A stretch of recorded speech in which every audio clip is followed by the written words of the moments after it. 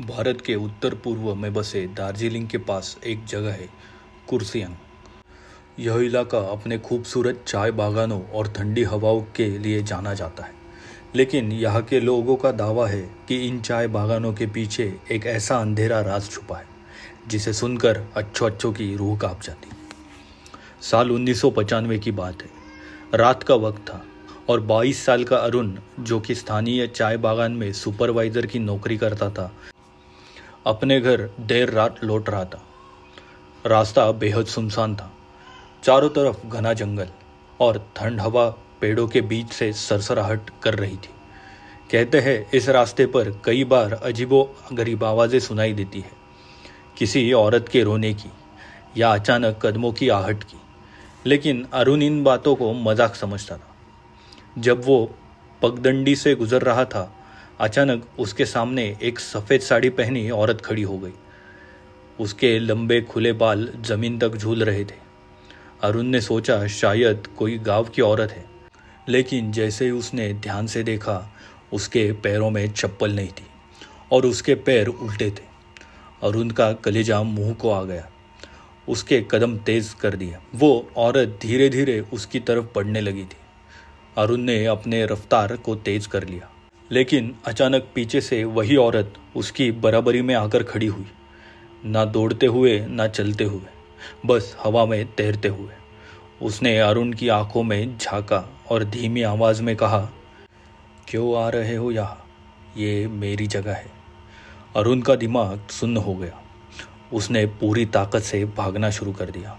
किसी तरह जान बचाकर वो गांव पहुंचा। घर वालों ने उसे ज़मीन पर गिरते देखा। उसका पूरा शरीर काँप रहा था।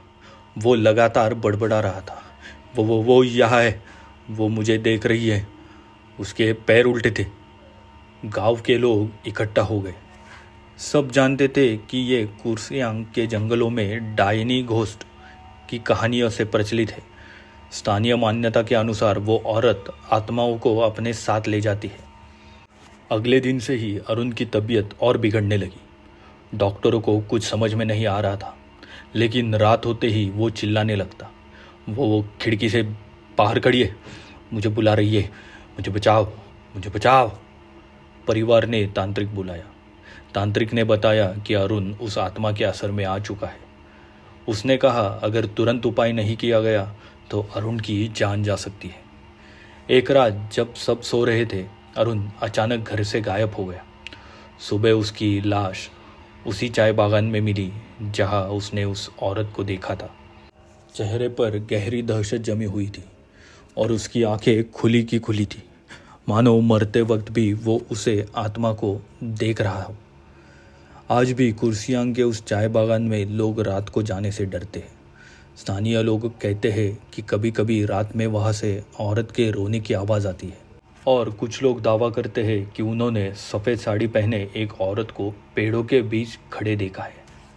कभी कभी हम जिन कहानियों को अंधविश्वास समझ कर टाल देते हैं, वो हकीकत भी हो सकती है। कुर्सियांग की इस चाय बागान में अरुण की मौत सिर्फ एक हादसा थी, या वाकई वहाँ कोई औरत मौजूद थी? ये सवाल आज भी अनुत्तरित है। लेकिन गांव वाले कहते हैं कि रात को वहाँ से मत गुजरना, वरना शायद अगली कहानी तुम्हारी हो सकती है।